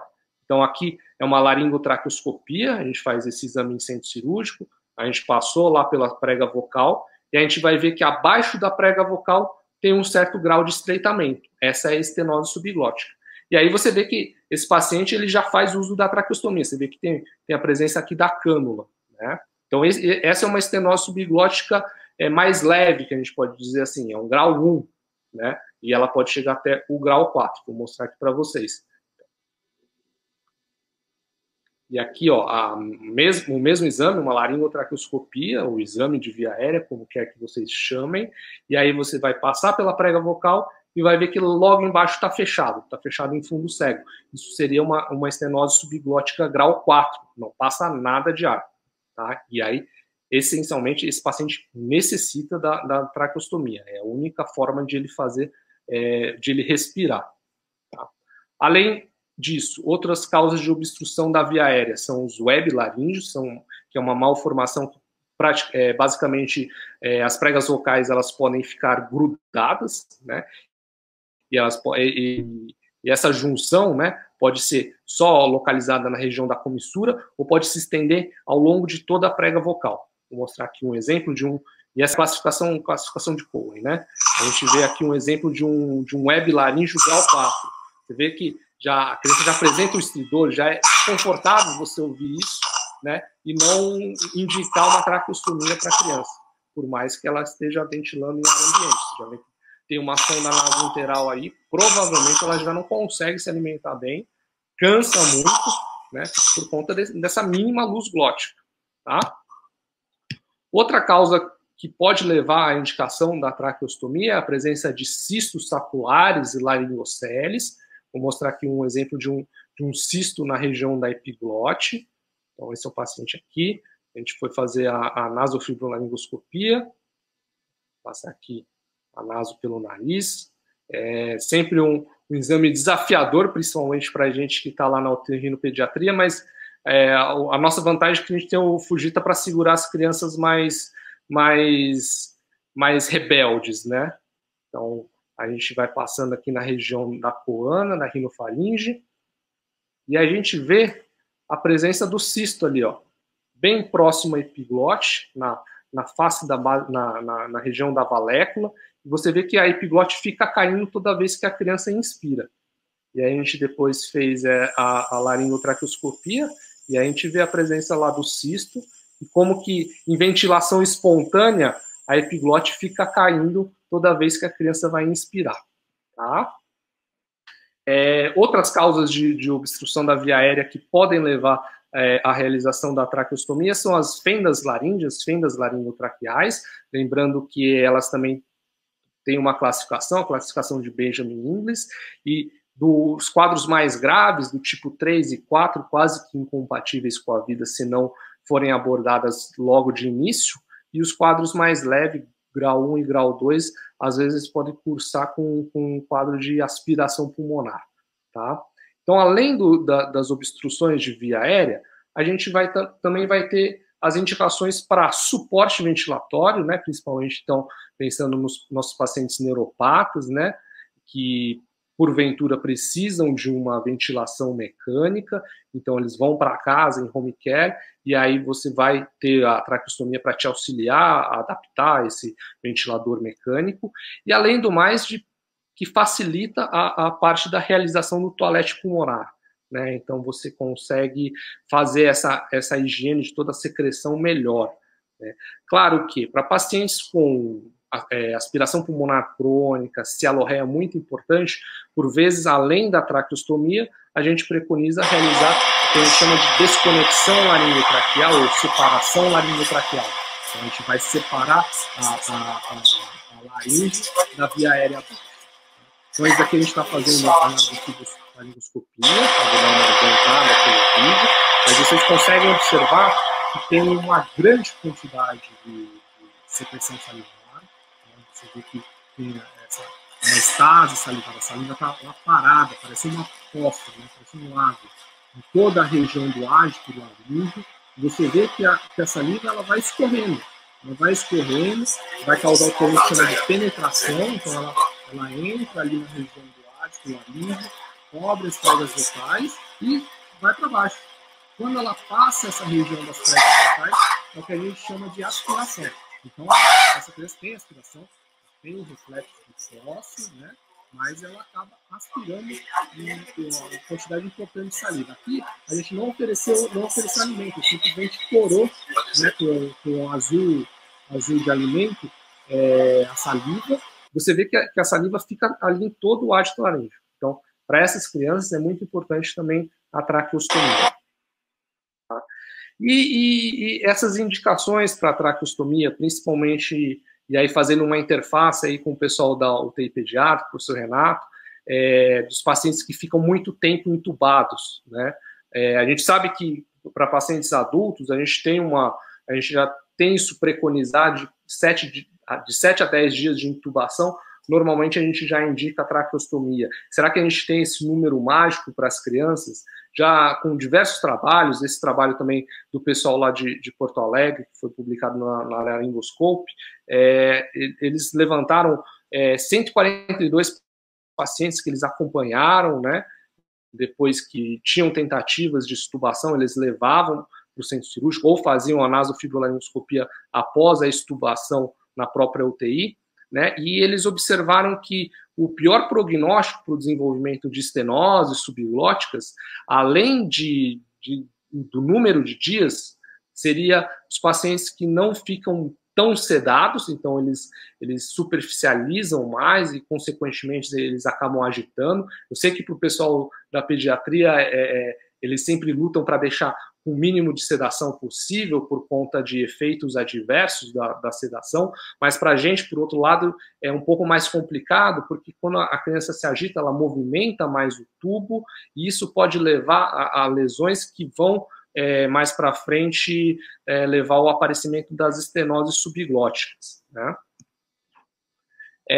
Junto com esse trabalho, tem um trabalho também da Sociedade Europeia de Laringologia, que eles preconizam uma avaliação, né, para essas estenoses laringotraqueais, né, o consenso europeu da Sociedade de Laringologia, e aí a gente acabou adaptando esse consenso para trazer um protocolo para a gente realizar aqui na disciplina de otorrinopediatria, juntamente com o pessoal da UTI pediátrica, né? Então, a falha de extubação com necessidade de reintubação ou manutenção de sintomas de desconforto respiratório, a gente indica a laringotraqueoscopia em centro cirúrgico, avaliação, né, da via aérea com o paciente em sedação com ventilação espontânea, e a gente aí faz o uso do laringoscópio de suspensão.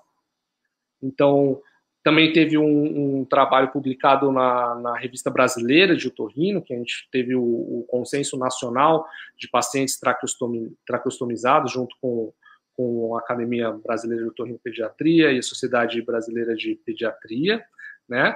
E com isso a gente desenhou um fluxograma, um protocolo da endoscopia de via aérea. Então, basicamente a gente pega todos os pacientes que estão intubados, se ele tem uma história de intubação difícil, a gente já preconiza realizar essa avaliação em centro cirúrgico. Se não, se ele teve a primeira extubação eletiva ou acidental, com sucesso, ele não ficou com sintomas, ele pode ir de alta. Se por um acaso ele apresentou estridor ou disfonia por mais de 72 horas, a gente encaminha ele para fazer essa avaliação.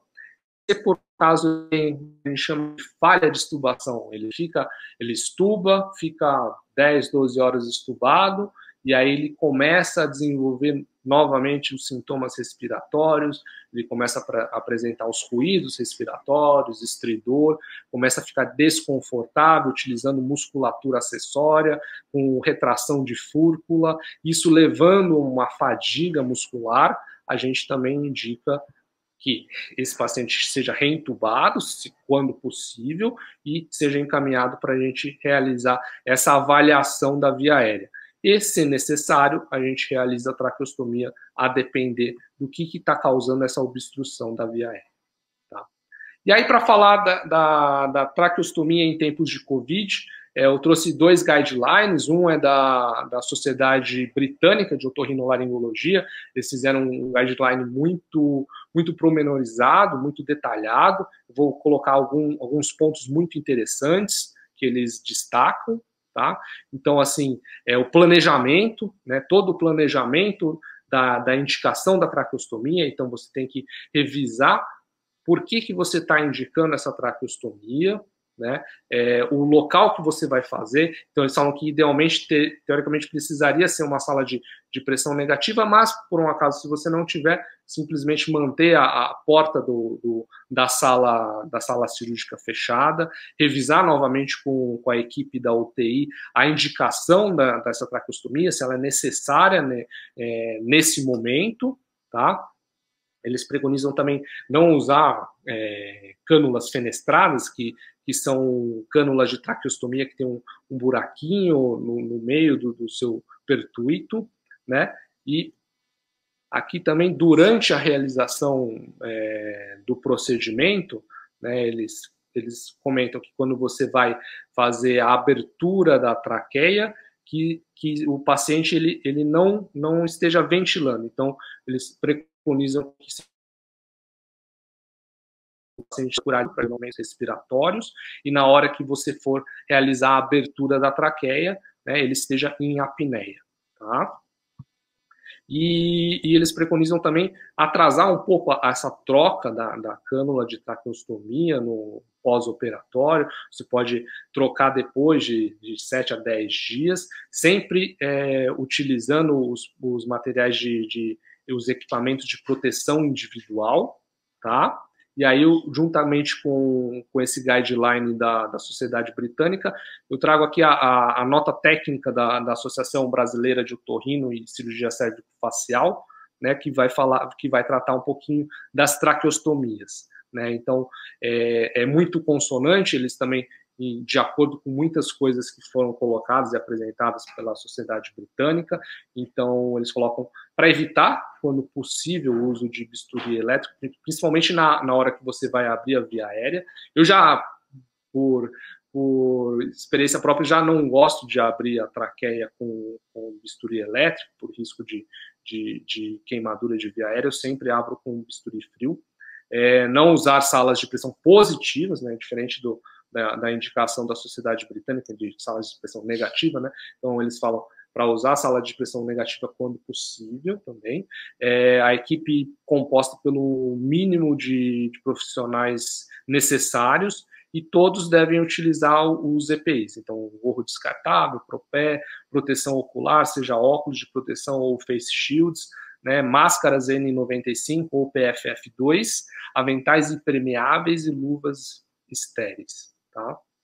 E também preconizam que, quando for realizar a abertura da traqueia, o paciente esteja em apneia para evitar o risco de disseminação do COVID, caso o paciente esteja infectado. Aqui só para mostrar alguns desenhos ilustrativos dos nossos EPIs necessários. Então, para quando a gente está em centro cirúrgico, a gente basicamente usa isso. Então, os face shields, as máscaras N95, o capote, né, impermeável, luvas estéreis, tá? Isso daqui é só uma ideia, a gente acaba não utilizando aqui na escola, né? Mas eu peguei também de alguns artigos lá do pessoal da China, que é uma ideia para na hora da intubação, que é uma hora que potencialmente você pode contaminar os profissionais. Eles criaram essa caixa de acrílico para evitar a dispersão dos aerosóis. Tá? Aqui, o agradecimento à Daiane, ex-residente, agora fellow da Otto, a nossa modelo aqui mostrando o uso da máscara N95, óculos de proteção, o face shield, o gorro, e aqui a nossa equipe cirúrgica, né? Tá aqui o Irã, o R3, o Fano R1 e a Liara, a nossa fellow, também utilizando o avental fornecido pelo hospital, luvas estéreis, máscara N95, face shield. Por ironia do destino, antes de vir para essa aula, a gente estava numa urgência que acabou sendo uma traqueostomia também. Tá?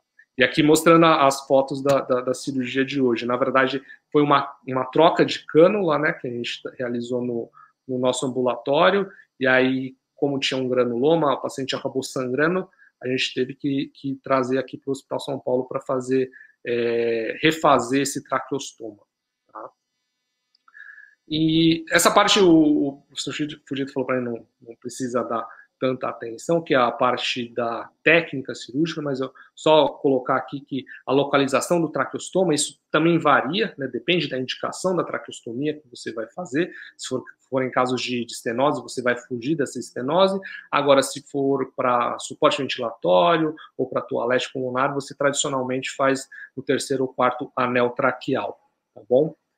As técnicas cirúrgicas, elas variam, tá? Hoje em dia, aqui na escola, a gente preconiza realizar o que a gente chama de flap de Bjork, que a gente matura a traqueia na pele para evitar possíveis perdas de cânulas de traqueostomia e dificuldade em repassar essa cânula, principalmente em ambiente hospitalar, porque a gente sabe que muitas vezes o paciente é assistido por diversos profissionais, né? Então a gente sabe que isso porventura pode acontecer, então é uma forma de minimizar os riscos, a gente matura a traqueia na pele.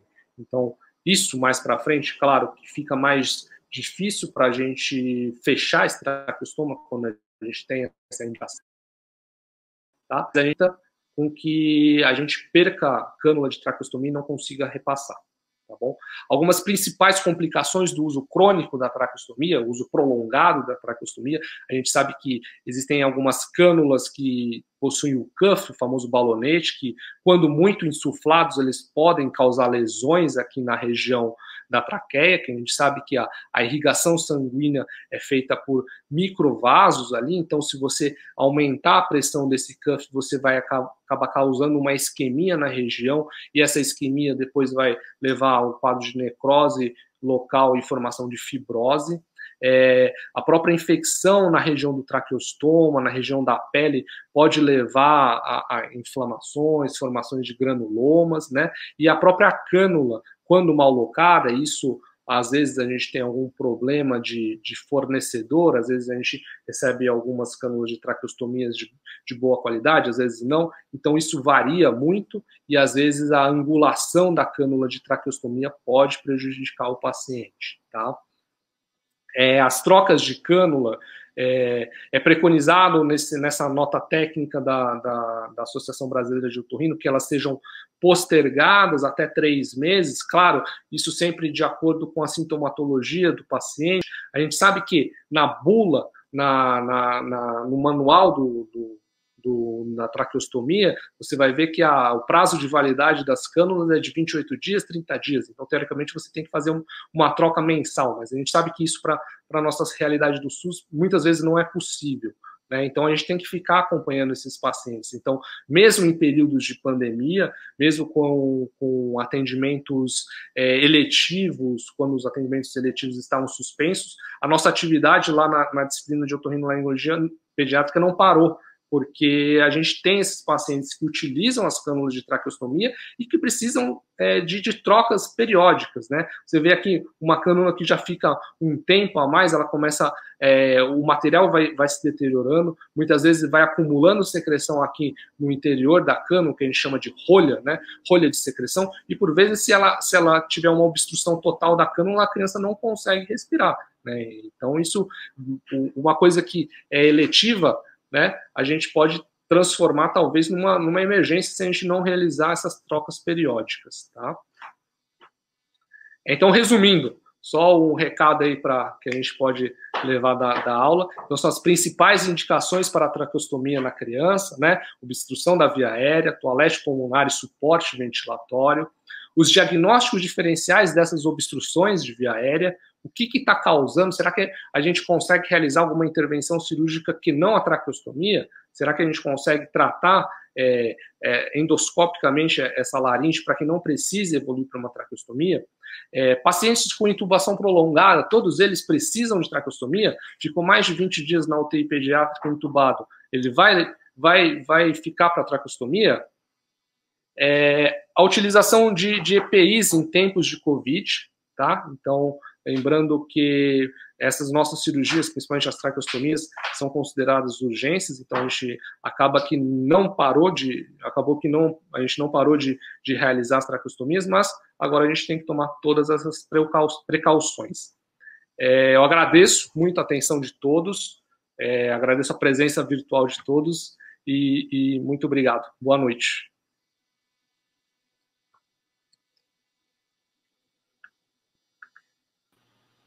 Está escrito xixi lá, chinês? Está escrito xixi. Vamos lá, pessoal. Vamos fazer todo mundo junto agora o grupo. Apareceram algumas perguntas aqui no chat, então eu já vou começar a distribuir a brincadeira das perguntas. Renato, caso você tenha um paciente com Covid, tá? Você não sabe que tem Covid, ele caiu lá dentro da enfermaria da cirurgia pediátrica. Quantos leitos você acaba desativando para acomodar esse paciente?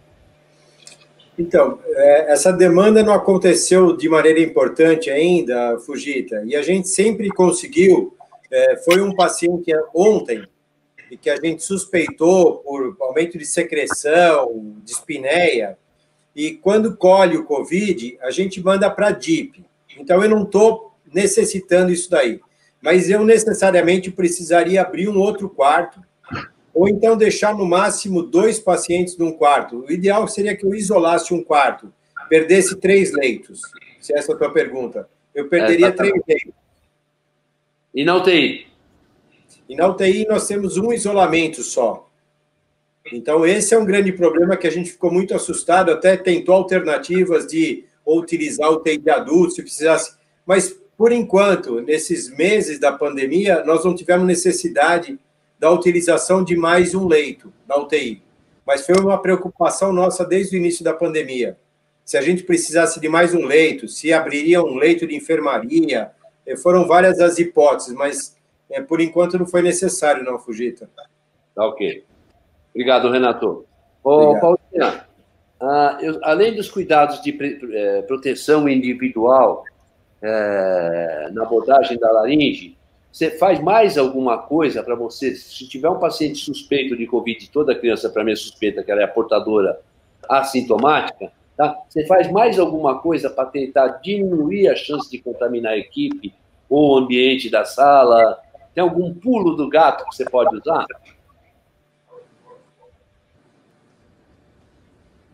Você já deu alguns toques lá na parte da microdilaringe, que a anestesista não fez ventilação e tudo, mas tem mais alguma mancadinha que você usa? Dá para usar plástico para proteger na hora da intubação, na hora da extubação, uma cama plástica, um arco plástico. Dá para usar povidine para lavar a via aérea, tem descrito, mas nada disso é 100% de proteção. É tropicalizado, né? Como disse o colega da cirurgia ontem, a gente vai tentando se evitar. Agora, o que é importante, já foi colocado aqui no chat, é proteger, lavar a mão, se puder sair do centro cirúrgico, tomar banho de álcool, vai muito bem, obrigado. Você mostrou no slide lá da microlaringoscopia de suspensão que o cuff da paciente estava menos inflado. E a pessoa perguntou se esse cuff menos inflado pode estubar o paciente. Na verdade, a gente conseguiu passar uma cânula menor. Então, foi o que garantiu a via aérea da paciente para que a gente conseguisse fazer a cirurgia. O tubo ele fica preso na maxila e na mandíbula por micropor. Um dos passos da laringoscopia direta é estubar o paciente sob visão direta do laringoscópio e reentubá-lo no fim da cirurgia. A gente não fez nessa criança porque ela estava num quadro de emergência, a cirurgia sangrou, a gente chegou num estado satisfatório e na papilomatose, que precisa de múltiplos procedimentos, a gente já fez... Está cortando a ligação. Acho que está cortando um pouco da Paula. Só para deixar claro para quem fez a pergunta, na microlaringoscopia de suspensão, eu estou com a laringe na mão. Tá? Então, eu não tenho tanta preocupação em proteger e ter medo de estubar, porque a laringe está na mão. Sai o tubo, você coloca de volta tranquilamente, e é um dos passos da laringoscopia de suspensão sem tubo, você colocar a fibra. Ô, Shei, uma pergunta aqui. Primeiro, a traqueostomia facilita ter mais Covid?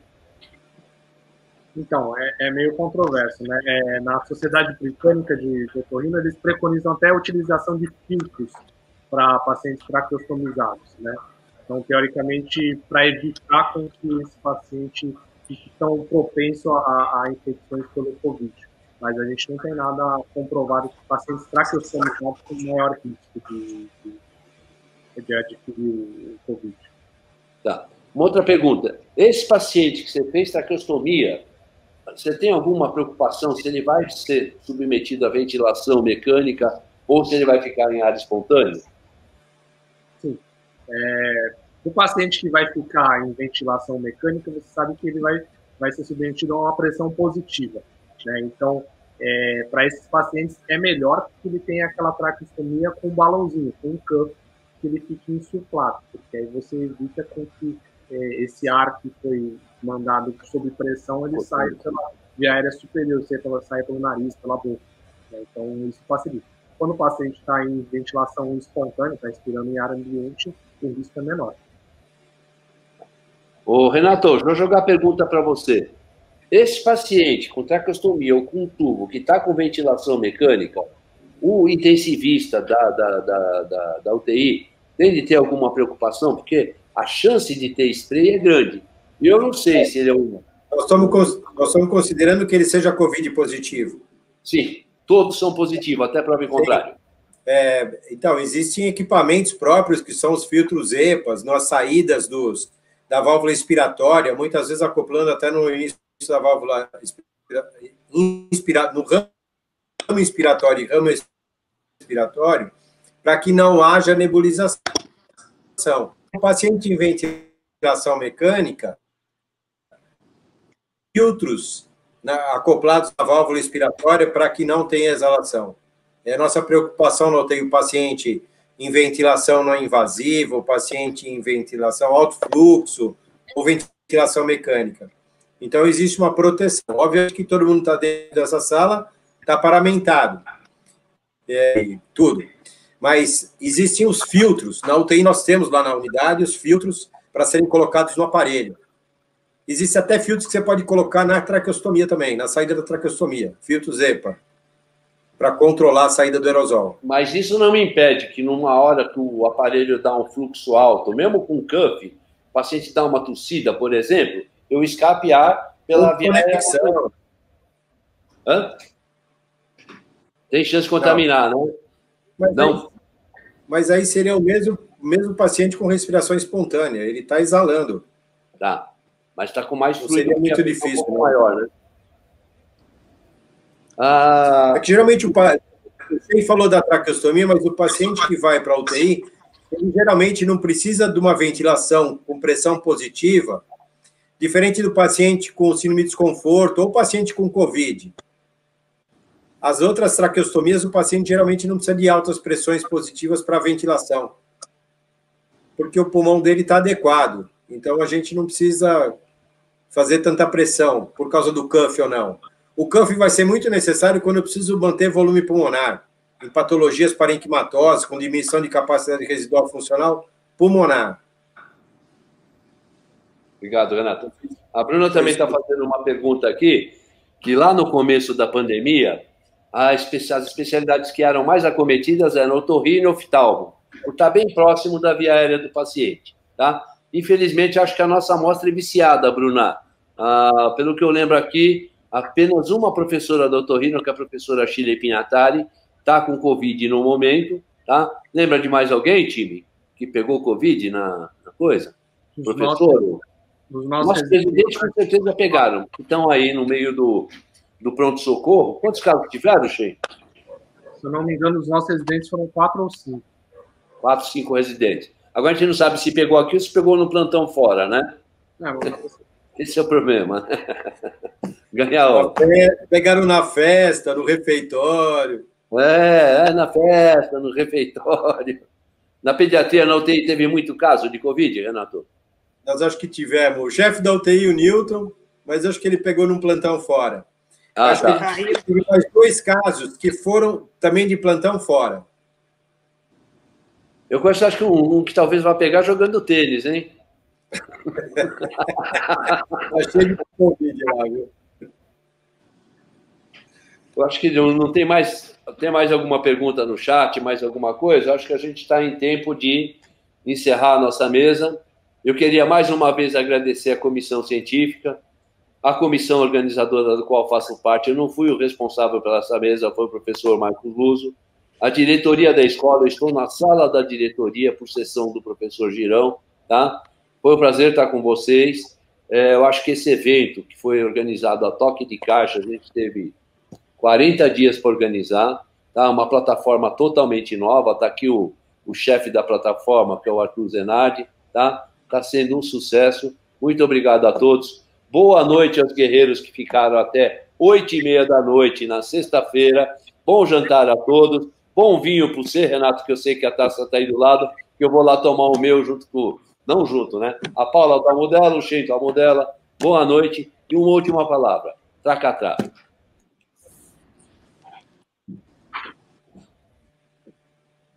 Boa noite a todos. Boa noite, pessoal. Pode sair de tudo.